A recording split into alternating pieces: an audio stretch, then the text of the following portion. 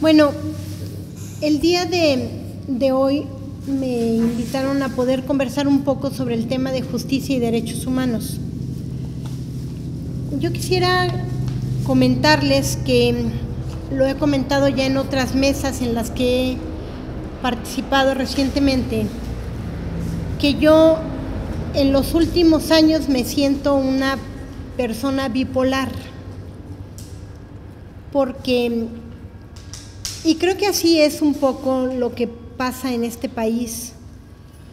Por un lado, mi trabajo legislativo en favor de reformas constitucionales y legales por un sistema de justicia que redefina esta perversión actual que existe en México en el sistema de justicia, por los derechos humanos a través de una reforma importantísima, por leyes secundarias ligadas con derechos humanos, me generan euforia.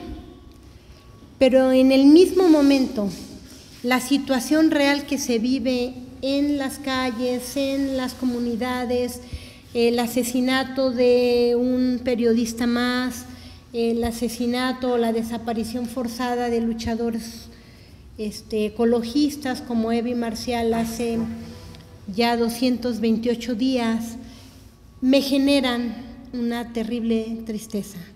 Y entonces yo voy de la euforia a la tristeza en relación con esta esquizofrénica realidad que se vive en nuestro país.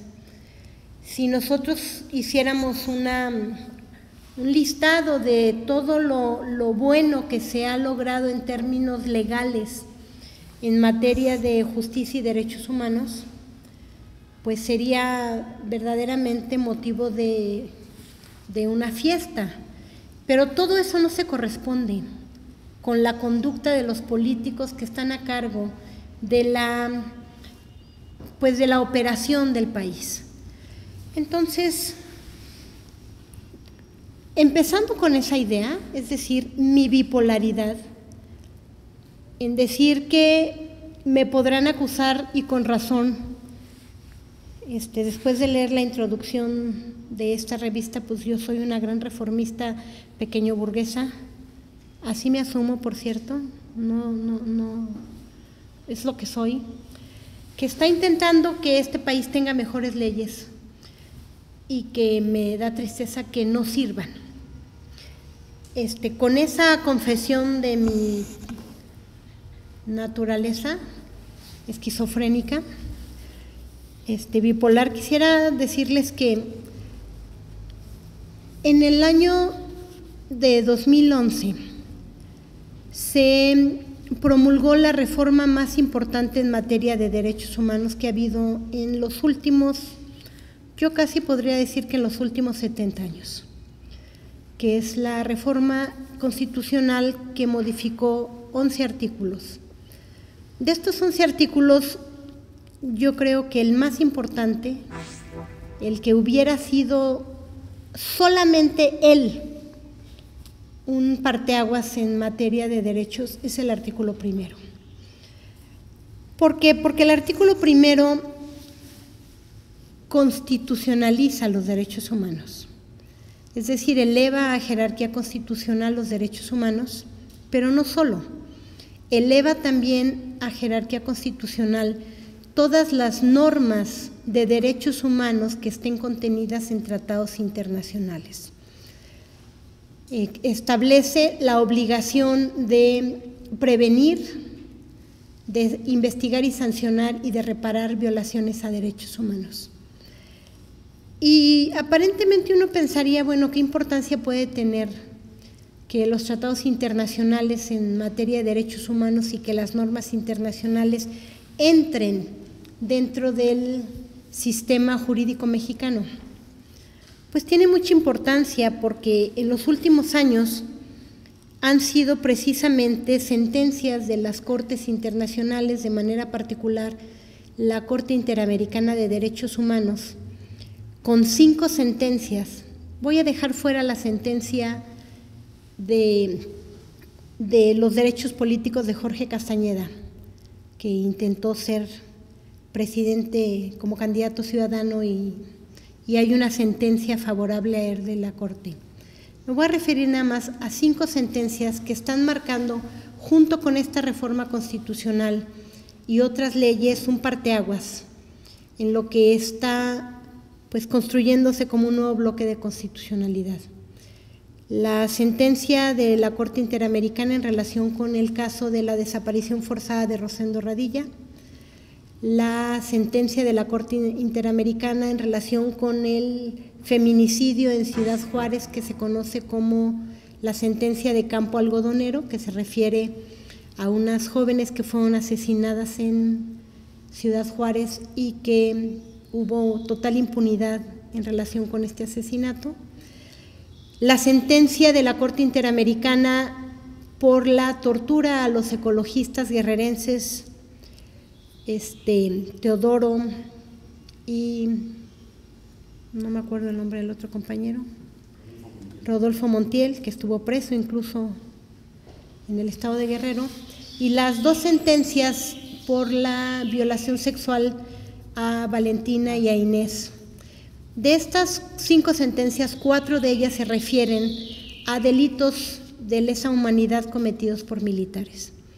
Y la reforma constitucional que hace compatible el derecho internacional, el derecho nacional con los tratados internacionales, está abriendo una serie de modificaciones a partir de resoluciones que está tomando la Suprema Corte de Justicia en términos de la obligatoriedad del Estado mexicano de cumplir esas sentencias. Ahora, en esta misma idea que yo decía de la bipolaridad, pues hay un incumplimiento del Estado mexicano de estas sentencias. Hay una desigualdad, incluso una disparidad en la manera en que han estado actuando. Y aquí entro entonces al tema de la ley de víctimas. La ley de víctimas es una ley que no es nueva, no es una demanda nueva. Cuando uno habla de la ley de víctimas, se está hablando de un concepto internacional que en materia de derechos humanos significa la justicia restaurativa. Es decir, cuando hay violaciones a derechos humanos, el Estado está obligado a que se conozca la verdad, es decir, el derecho a conocer la verdad. ¿Qué pasó? ¿Cómo sucedió? ¿Quiénes fueron los perpetradores? ¿Quiénes fueron las víctimas de esas violaciones a derechos humanos? El segundo principio es el derecho a la justicia. Ya que sabemos quién fue el responsable, quiénes fueron las víctimas, cuál fue el hecho, la necesidad de que haya justicia, es decir, que se investigue, se detenga, se consigne y se juzgue y sancione a los responsables de la comisión de esos delitos. El tercer principio de la justicia restaurativa es la reparación integral. Y cuando hablamos de reparación integral no estamos hablando de dinero. Hay un componente económico en la reparación, pero hay una serie de acciones que se llaman medidas de satisfacción a las que están obligados los estados, que van en cosas tan sencillas, pero tan simbólicas y significativas, como ponerle a una calle el nombre de una persona que hubiera sido asesinada en esa calle, ponerle a una comunidad el nombre de un desaparecido, para que en el momento en que alguien pregunte por qué esta calle se llama así, entonces trae uno al recuerdo la historia de por qué murió, cómo fue que murió esta persona.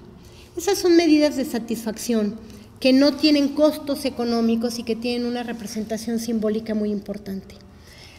Y como cuarto principio de la justicia restaurativa es las garantías de no repetición. Es decir, cómo construyes políticas públicas, cómo construyes legislación nacional que obligue a que el hecho que generó la victimización no se vuelva a repetir. Entonces, estos 4 principios están desde hace muchos años peleándose en nuestro país. En la época de los 70, cuando inició el movimiento de las madres por la presentación de los desaparecidos, no conocíamos que eso se llamara derechos humanos como parte de una doctrina internacional, pero ya se exigía la presentación de los desaparecidos, que dejara de perseguirse a los disidentes políticos. Entonces, toda la serie de principios que actualmente están contenidos en la Ley de Víctimas, que está siendo vetada por Felipe Calderón, son principios que las organizaciones sociales, las organizaciones políticas, las organizaciones defensoras de derechos, que ahora de manera más clara se llaman de derechos humanos, han venido exigiendo, y que tuvieron su concreción particular en una ley general que obliga a todos los poderes y a todos los órdenes de gobierno a cumplir una serie de lineamientos para la reparación integral a víctimas, no solamente del delito, sino a víctimas de violaciones a derechos humanos. La ley, el estatus que tiene ahorita, y seguramente después podríamos abundar, es un estatus de veto. En un acto inédito, Felipe Calderón veta la ley, y en un acto igualmente inédito, el Congreso de la Unión le regresa el veto. Ahorita hay una controversia constitucional en relación con la ley, y si quieren, ya cuando entremos al diálogo más fluido, podríamos abundar en qué es lo que está definiendo la Ley de Víctimas.